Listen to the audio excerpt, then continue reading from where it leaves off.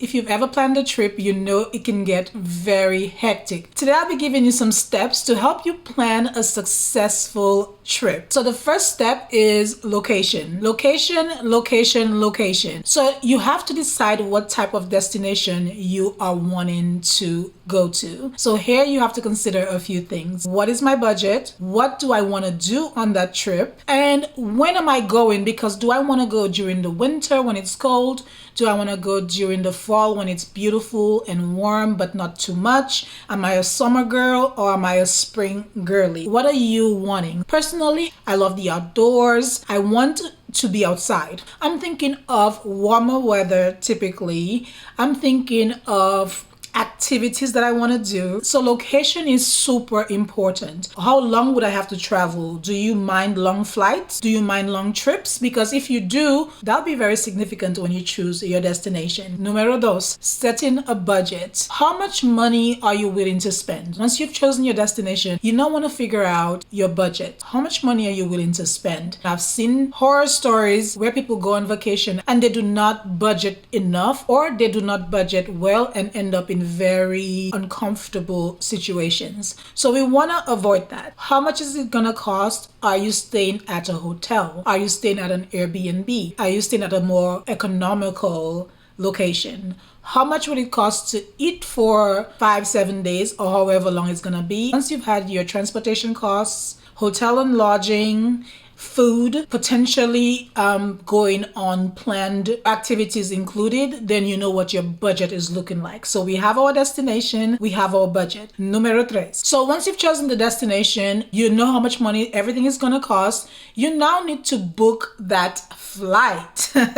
The best part. I get so much satisfaction from booking a flight and getting the proper accommodations. And do it so very early, because if you wait, somehow the ticket prices tend to change and fluctuate a lot. You want to plan in advance. Planning in advance helps take care of half your problems. For me, I really like using Cheapo Air or Expedia. There are so many portals that you can use. Of course, you have to do your research because you never know. And sometimes if you have credit cards, your credit card company sometimes offer like travel discounts and travel specials. So it might be safer if you're not sure to go that route.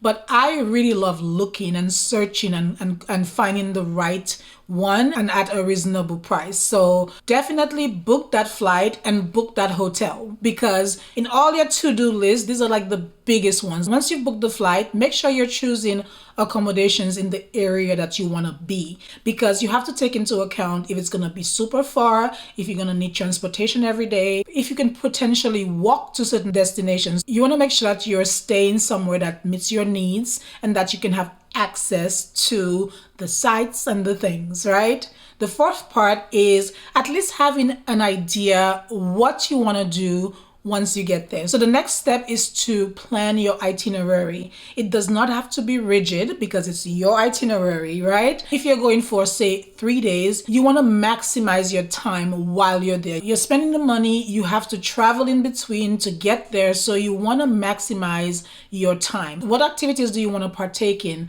What sites do you want to visit? At least having a general idea of the things you want to do helps. Again, it doesn't have to be set in stone because I'm very flexible. I might be like, I want to see the Eiffel Tower. You get to France and then suddenly you want to go to Versailles. It's okay. You can switch things as you go, but at least having a general idea what you want to do helps minimize like you being there in that moment and just deciding on the fly. Proper planning definitely helps your stress levels, especially if you're on a trip, especially if you're going solo. It's just a better approach because you never know. Things are subject to change and things can change in the blink of an eye. Definitely create that itinerary. So next step is to decide what you want to pack. And packing can get very tricky for some people because some of us want everything on a very short trip, or too little and then we need to purchase while we're on the trip. So you have to consider the activities you plan on that itinerary. You also have to consider the weather.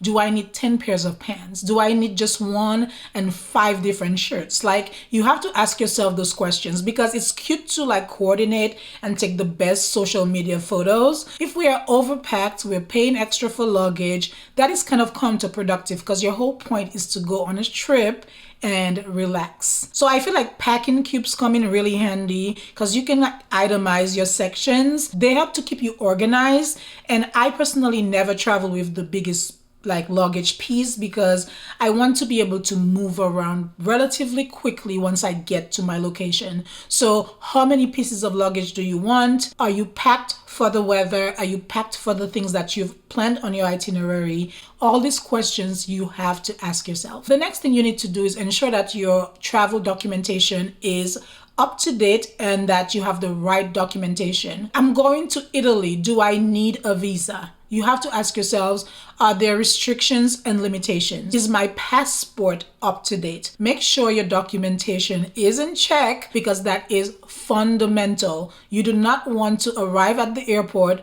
with an expired document or one that is about to be expired. I would say make sure that it's valid for at least 6 months. If you have extra cash and you want to ensure that you have a stress-free travel, you can definitely consider insurance and all of that. But you just never know what you don't know. Again, if you're hesitant and you're not sure, you can just get travel insurance just in case. That's just another little tidbit to consider. I love having all my travel stuff in one place, i.e. my documentation. So you can download your travel apps. Like, you want to make sure that you have everything at your fingertips to make your life as easy and stress-free as possible, like I've mentioned. So I definitely love having apps, and I would highly recommend getting your translator. If you're going to a country that they do not speak your native language, or if you're not bilingual, a language translator app is very important. I will insert a few of them here. Make sure that your phone is up to date, because you never know what you're going into and you want to be ready. Getting an international plan is very important too, because when I traveled to Spain, I made sure that I got an international plan. So if you want to probably text or call back home, just in case that you have that. It's sometimes expensive, and it could be anywhere from $10 a day, but it all depends on how much time you're going to be away and how long your trip is going to be. So you can download the apps in advance, or you can just figure out the information so you don't have to do that. That is definitely optional. Necessary for me, my phone is like always in my hand. I can just quickly do a search and find out where the closest restaurant is. I need to know the things that I don't know.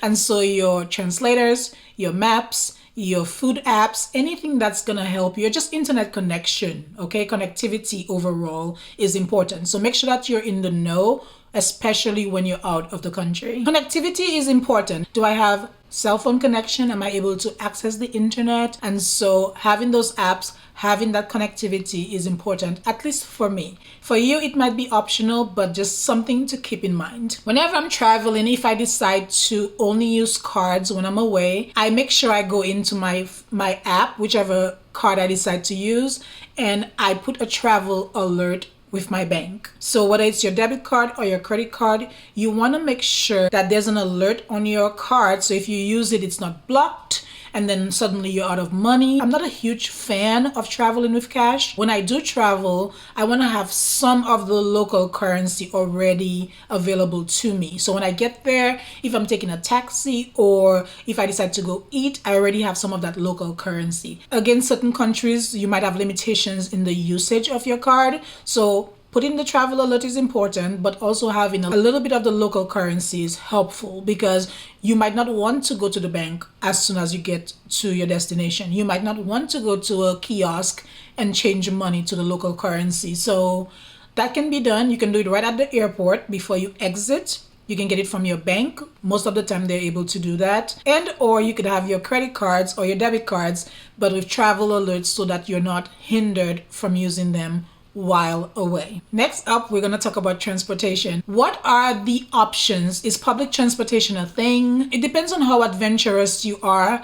Depends on the type of trip that you've planned, but what is that going to look like for you? And do you have the apps that I mentioned? Are you connected so you could Uber a ride if possible, or the version of Uber in the country or place that you're visiting. That is super, super important. I feel like it sounds like a lot, but once you get it down, you can master the art of traveling, whether it's solo or with other people. All that has been done, the final step is to get ready for the big day and enjoy your trip. But most importantly, stay safe. Whenever you are in a different country or abroad or even out of state, you have to be mindful of your surroundings. I am not always that person, and I'll be the first to tell you it's very important to remain vigilant. You have people who will rob you without you realizing it. It's a dangerous world. And although you do not want to be paranoid, you want to be careful. It's important to also be aware of the local customs. What is accepted? What are the norms? What isn't accepted? Capture the moment like I always do. I mean, my phone is always in hand, and have an amazing time. I love to travel. I wish I could do it way more often than I do. If you made it this far, thank you for watching. Don't forget to like, share, and subscribe, and I will be seeing you guys in my next video. Adios.